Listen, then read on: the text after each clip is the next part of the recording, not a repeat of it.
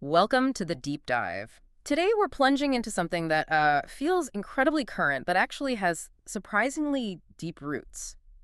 The psychology behind digital sales, especially on platforms like, TikTok. Hmm. You've probably scrolled past hashtag deals for you days or seen those tempting buy now buttons Hmm. and maybe wondered about their magnetic pull. Yeah, what makes them work so well? Exactly. So our mission today is to sort of pull back the curtain on these mechanisms, look at the subtle ways digital environments guide our behavior, and ultimately equip you with a deeper awareness. So you can scroll smarter, not harder.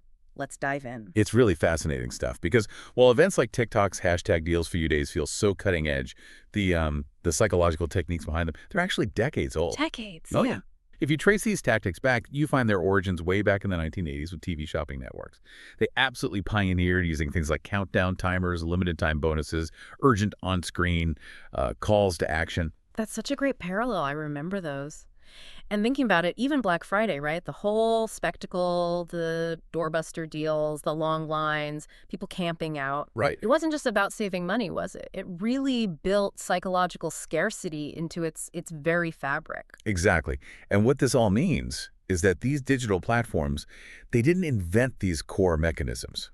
Not at all. Okay. They just took them, digitized them, and then, well, intensified them. They added layers of data, AI, instant feedback loops, all that tech. But the basic human triggers are the same. Pretty much. The core drivers are still there.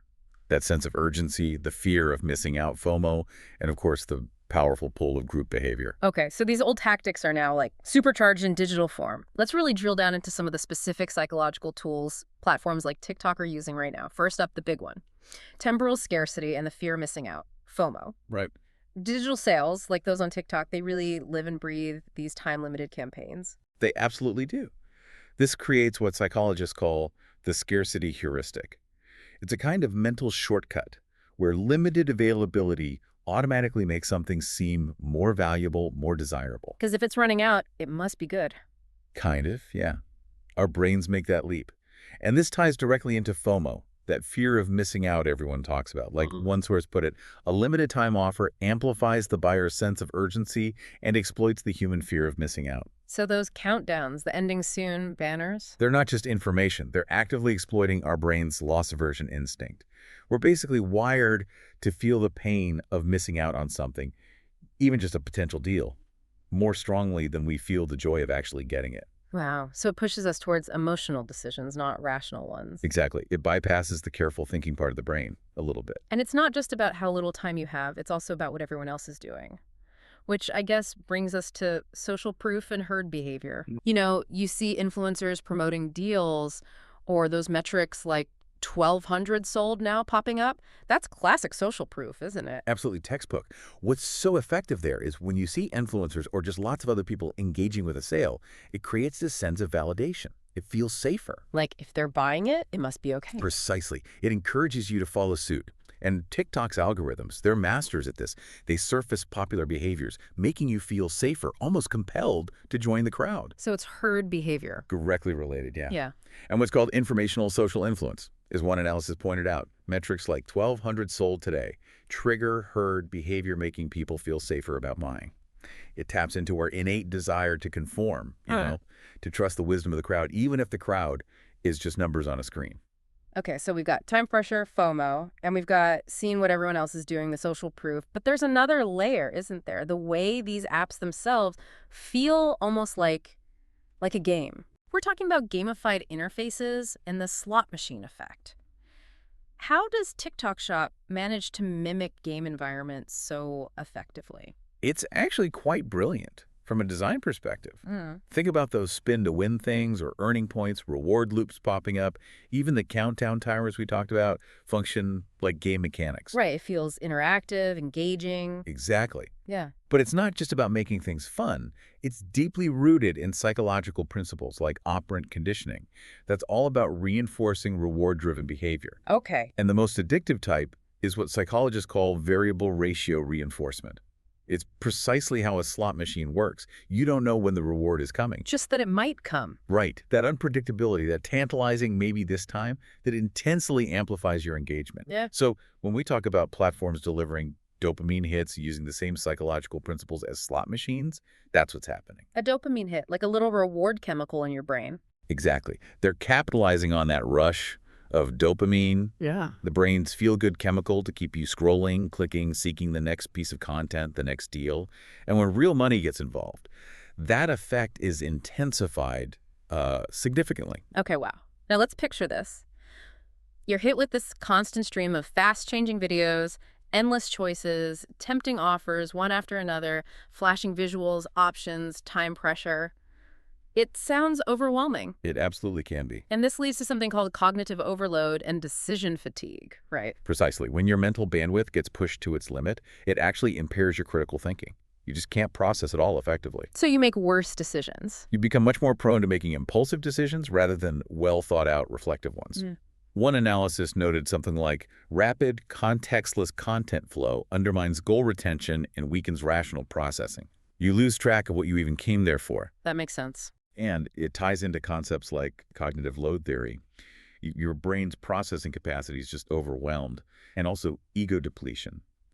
Basically, your willpower gets worn down after making lots of small decisions. Like using up your decision-making energy for the day. Kind of, yeah. You get tired of thinking critically, and that's often when buyer's remorse creeps in later. You buy something impulsively just to stop the mental effort.